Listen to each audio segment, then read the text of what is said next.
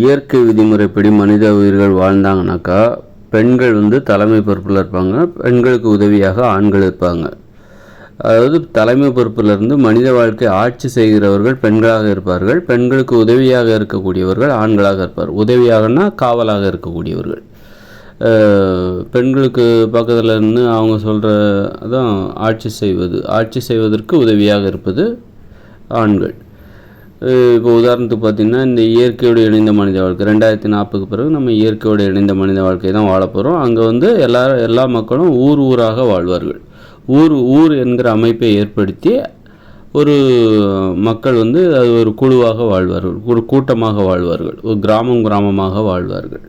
அப்போ அந்த கிராமத்தை ஆட்சி செய்கிறவர்கள் பெண்களாக இருப்பார்கள், பெண்களுக்கு உதவியாக ஆண்கள் இருப்பார்கள். அப்போ பெண்களுக்கு உதவினா ஆட்சி செய்வதில் உதவி. அந்த உதவின்னா என்ன?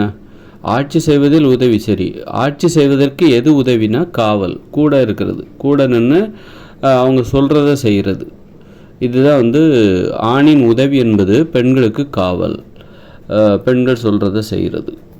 அதுதான் ஒரு குடும்பத்தை ஆட்சி செய்யும்போது அந்த குடும்பத்தை ஆட்சி செய்கிற அந்த தலைமையேற்று அந்த குடும்பத்தை ஆட்சி செய்கிற அந்த பெண்ணுக்கு உதவியாக காவலாக இருப்பது அந்த பெண்ணின் கணவனது வேலை அப்படிங்கிறது. அது மாதிரி ஒரு தெருவை ஆட்சி செய்வது, ஒரு கூட்டு குடும்பத்தை ஆட்சி செய்வது, அது மாதிரி ஒரு தெருவை ஆட்சி செய்வது, ஒரு ஊரை ஆட்சி செய்வது, தலைமை பொறுப்பேற்று ஊரை ஆட்சி செய்யும் அந்த பெண்ணிற்கு காவலாக இருப்பது அந்த பெண்ணின் கணவனது அல்லது வேறு ஏதாவது உறவுமுறை. அதாவது அப்பாவாக இருக்கலாம், தம்பியாக இருக்கலாம், அண்ணனாக இருக்கலாம், தாத்தாவாக இருக்கலாம், மகனாக இருக்கலாம், பேரனாக இருக்கலாம். இந்த மாதிரியான உறவுமுறை தான் அந்த உதவியாக இருப்பது. ஒரு ஊரை ஆட்சி செய்யும்போது ஒரு பெண்ணிற்கு யார் உதவியாக இருப்பா? ஒரு குடும்பத்தை ஒரு பெண் ஆட்சி செய்யலாம். ஏன்னா குடும்பங்கிறது ஒரு 2-3 பேர் சேர்ந்தது தான் ஒரு குடும்பம். ஆனால் ஒரு கூட்டு குடும்பத்தை ஆட்சி செய்வது, ஒரு கூட்டு குடும்பத்தை கூட ஒரு பெண் ஆட்சி செய்யலாம். ஏன்னா ஒரு கூட்டு குடும்பங்கிறது ஒரு 16 பேர் தான். அதனால் ஒரு கூட்டு குடும்பத்தை ஆட்சி செய்வது என்பது ஒரு 16 பேர். நான் 8 குடும்பம், ஒரு கூட்டு குடும்பத்துக்கு 8 குடும்பம் தான் இருப்பாங்க. 8 குடும்பத்தில் மொத்தம் 16 பேர் இருப்பாங்க. அதிகபட்சம் 16 பேர் இருப்பாங்கன்னு வச்சுக்கோங்க. அந்த கணக்கு என்னன்னு சொல்லிட்டு நான் அப்புறமா சொல்கிறேன். அது எப்படி 16 பேர் இருப்பாங்கன்னு சொல்கிறீங்க, அது எப்படி 8 பேர் இருப்பாங்க அப்படின்னு நீங்கள் சொல்கிறீங்க அப்படின்னு சொல்லிட்டு நீங்கள் கேட்டிங்கன்னா அதுக்கு நான் பதில் அப்புறமா சொல்கிறேன். ஏன்னா அதெல்லாம் நான் புத்தகத்தில் எழுதியிருக்கேன், அதை கொஞ்சம் விவரமாக யோசித்து சொல்லணும். அதனால் 8 குடும்பம் தான் ஒரு கூட்டு குடும்பத்தில் இருக்க முடியும், அதிகபட்சம் 16 பேர் தான் இருக்க முடியும். அதுக்கு ஒரு கணக்கு இருக்குது, அந்த கணக்கு நான் அப்புறமா சொல்கிறேன். அப்போ ஒரு கூட்டு குடும்பத்தை ஆட்சி செய்வதற்கு ஒரு பெண் போதும். அந்த பெண்ணிற்கு துணையாக அந்த பெண்ணின் கணவன் அல்லது அப்பா அல்லது தாத்தா, தம்பி, பேரன், மகன், இப்படி ஒரு உறவுமுறை ஏதாவது ஒருத்தர் போதும். ஏன்னா ஒரு கூட்டு குடும்பங்கிறது அதிகபட்சம் 16 பேர் தான் இருக்கும். அந்த 16 பேர் கொண்ட ஒரு கூட்டு குடும்பத்தை ஆட்சி செய்வதற்கு ஒரு பெண் போதும். அதுவும் ஒவ்வொரு மாதம்தான். ஒரு கூட்டு குடும்பத்தை ஒரு குடும்பத்தை ஆட்சி செய்வதற்கான காலம் எவ்வளவு? ஒரு மாதம்தான். அது மாதிரி ஒரு கூட்டு குடும்பம் அதே மாதத்தில் ஒரு பெண் ஒரு குடும்பத்தை ஆட்சி செய்கிற அதே மாதத்தில் தனது கூட்டு குடும்பத்தையும் ஆட்சி செய்வாள், அதே மாதத்தில் தனது தெருவையும் ஆட்சி செய்வாள், அதே மாதத்தில் தனது ஊரையும் ஆட்சி செய்வாள். ஒரே மாதத்தில் ஒரு பெண் எதையெல்லாம் ஆட்சி செய்கிறான்னா தனது குடும்பத்தை, தனது கூட்டு குடும்பத்தை, தனது தெருவை, தனது ஊரை ஆட்சி செய்வாள். இப்படி 4 அமைப்புகளை ஆட்சி செய்கிறாள். இப்படி ஒவ்வொரு கூட்டு குடும்பத்திலையும் ஒவ்வொரு கூட்டு குடும்பத்திலையும் அங்கே ஒரு பெண் ஒரு குடும்பத்தை ஆட்சி செய்வாள். அதே நேரத்தில் அவள் கூட்டு குடும்பத்தையும் ஆட்சி செய்வாள், அதே நேரத்தில் அவள் தெருவையும் ஆட்சி செய்வாள், ஊரையும் ஆட்சி செய்வாள். அப்போ ஒரு தெருவில் 10 கூட்டு குடும்பம் இருக்குதுனாக்கா 10 பெண்கள் வந்துடுவாங்க. ஒவ்வொரு மாதமும் அந்த தெருவை ஆட்சி செய்வதற்கு 10 பெண்கள் விடுவார்கள். அந்த ஊரை ஆட்சி செய்வதற்கு ஒரு ஊரில் 30 தெரு இருக்கும். அப்போது ஒவ்வொரு தெருவில் 10 பெண்கள் வரும்போது ஒரு ஊரில் 300 பெண்கள் விடுவார்கள். ஒவ்வொரு மாதமும் ஆட்சி செய்வதற்கு, ஒரு ஊரை ஆட்சி செய்வதற்கு ஒவ்வொரு மாதமும் 300 பெண்கள் விடுவார்கள். இப்படி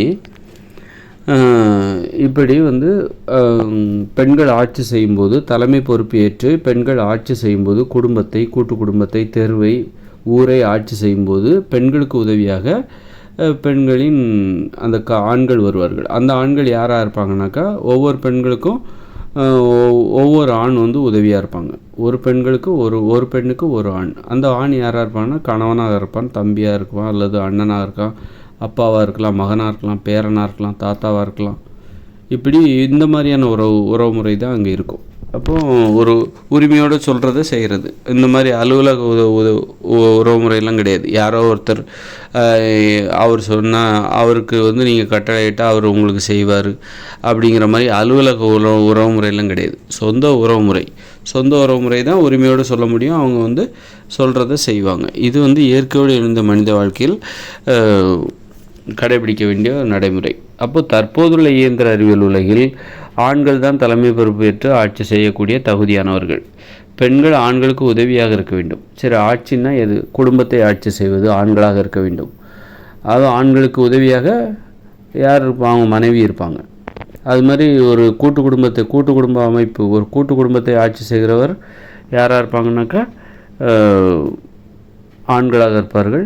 அந்த ஆண்களுக்கு உதவியாக யார் இருப்பா? கூட்டு குடும்பத்தை ஆட்சி செய்கிற அந்த ஆணுக்கு உதவியாக அந்த ஆணின் மனைவி இருப்பாள், அல்லது மகள் இருக்கலாம். அந்த மாதிரி அல்லது மகள் அல்லது பேத்தி இந்த மாதிரி இருக்கலாம். அதே மாதிரி ஒரு நாட்டை ஆட்சின்னு வந்துட்டாலே இப்போ நம்ம நாட்டை யாரெல்லாம் ஆட்சி செய்கிறா? எம்எல்ஏ ஆட்சி செய்வார். அப்புறம் ஆட்சியர்னு ஒருத்தர் இருக்கிறாரு, கலெக்டரு, அவரும் ஆட்சி செய்கிறாரு. அப்புறம் எம்எல்ஏ, மந்திரி, இவங்கெல்லாம் ஆட்சியாளர்கள். அப்புறம் முதலமைச்சர். அப்போ இது எல்லாருமே யாராக இருக்கணும் அப்படின்னா ஆண்கள் தான் இருக்கணும். இந்த இயந்திர அறிவியல் உலகில் ஆண்களுக்குத்தான் ஆட்சி செய்வதற்கு உரிமை இருக்கிறது. அப்போ ஆட்சி செய்கிற அந்த ஆட்சியாளர் இருக்காங்களா, அவங்களுக்கு ஒரு உதவியாளர் இருக்கணும். அவங்க யாராக இருக்கணும்னாக்கா அவங்க மனைவியாக இருக்கணும். இந்த ஆட்சியாளர்களுக்கு மனைவியாக இருக்கணும், அல்லது வந்து தங்கச்சி, அம்மா அல்லது பாட்டி, இந்த மாதிரி இரத்த உறவோடு தொடர்புடைய ஒரு பெண்ணாக இருக்க வேண்டும். அவங்க உதவியாளராக இருக்க வேண்டும். இப்போ முதலமைச்சராக ஒருத்தர் இருக்காரா, அப்போ அவருடைய மனைவி வந்து அவரின் உதவியாளராக இருக்க வேண்டும். ஆட்சி செய்வதற்கு உதவியாளராக இருக்க வேண்டும். ஒரு ஆண்கள் ஆட்சி செய்வதற்கு ஆண்கள் தான் முதலமைச்சராக இருக்கணும். அப்போ அந்த ஆட்சி செய்கிற அந்த ஆணிற்கு, முதலமைச்சராக இருந்து ஆட்சி செய்கிற அந்த ஆணிற்கு உதவியாக இருப்பவர் அந்த ஆணின் மனைவியாக இருக்க வேண்டும். அல்லது அம்மாவாக இருக்கலாம். மனைவி இல்லை, அப்போ அம்மாவாக இருக்கலாம், அல்லது தங்கச்சியாக இருக்கலாம், அல்லது பாட்டியாக இருக்கலாம், அல்லது பேத்தியாக இருக்கலாம். இந்த மாதிரி ஒரு முறை. இதை வந்து நீங்கள் விமர்சிக்க முடியாது, நடத்தையை அடிப்படையாக கொண்டு விமர்சிக்க முடியாது. அதாவது அவங்களுக்கு இடையில கள்ள தொடர்பு இருக்குது. யாரோ ஒரு பெண்ணை வந்து ஒரு ஆணுக்கு உதவியாளராக போடும்போது, ஒரு ஆண் வந்து முதலமைச்சராக இருக்கார். அப்போ அவருக்கு உதவியாளராக வந்து யாரோ ஒரு பெண்ணை வந்து நியமிக்கும்போது அந்த பெண்ணிற்கும் அவருக்கும் தொடர்பு இருக்குது அப்படின்னு சொல்லிட்டு விமர்சிப்பதற்கு வாய்ப்பு இருக்குது. அதனால் அந்த மாதிரி விமர்சனம் எழக்கூடாது என்பதற்காகத்தான் ஒரு நாட்டை ஆட்சி செய்கிற ஒரு முதலமைச்சருக்கு உதவியாளராக அவர் மனைவி இருக்க வேண்டும். அல்லது அப்படி மனைவி இல்லையா, மகள் இருக்கலாம், பேத்தி இருக்கலாம், அம்மா இருக்கலாம், தங்கச்சி இருக்கலாம், அக்கா இருக்கலாம். இந்த மாதிரி இவங்களோட அவரை தொடர்புபடுத்தி தவறாக அவரோட நடத்தை அடிப்படையாக கொண்டு தவறாக விமர்சிக்க முடியாது.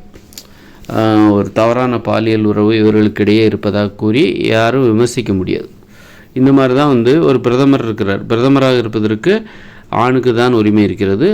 ஆனால் அதே நேரத்தில் அந்த ஆணின் உதவியாளராக, உதவி பிரதமர் கிடையாது, துணை பிரதமர்லாம் கிடையாது. பிரதமர்னால் அது ஒருத்தர், தலைமைன்னா அது ஒருத்தர் தான், தலைமைக்கு உதவியாளர். அதே மாதிரி இப்போ பெண்கள் வந்து இயற்கையோடு இணைந்த மனித வாழ்க்கையில் பெண்கள் ஊருக்கு தலைவியாக இருக்காங்கனாக்கா அவருக்கு உதவியாளராக ஆண்கள் இருப்பாங்க. உதவியாளர்னால் என்னென்னாக்கா தலைமை கிடையாது, துணைத் தலைவர் கிடையாது. தலைவருக்கு துணை என்பது வேறு, துணைத் தலைவர் என்பது வேறு. நீங்கள் வந்து உடனே துணை முதலமைச்சர் அப்படின்னு சொல்கிறாங்களா, அந்த மாதிரி கிடையாது. முதலமைச்சருக்கு துணை உதவியாளர், முதலமைச்சரின் உதவியாளர், அதுதான் வந்து பெண்களுடைய நிலைப்பாடாக இப்போது இருக்க வேண்டும். அதனால் வந்து ஆண் வந்து பெண்ணிற்கு உதவியாளர் அப்படி என்பது இயற்கை விதிமுறை. அப்படின்னா உதவியாளர்னா என்ன, பெண்கள் தான் வந்து மனித வாழ்க்கையை வந்து தலைமை பொறுப்பேற்று வழி நடத்துகிறார்கள். அப்படிங்கும்போது பெண்களுக்கு உதவியாக ஆண்கள் இருக்க வேண்டும் என்றால் அதன் பொருள் என்னவென்றால் பெண்கள் தலைமை பொறுப்பில் இருப்பார்கள், ஆண்கள் வந்து துணை தலைமை அப்படி கிடையாது. தலைமை பொறுப்பேற்று ஆட்சி செய்கிற பெண்களுக்கு உதவியாளர், வெறும் உதவியாளர் தான். அதனால் புரிஞ்சுக்கணும்.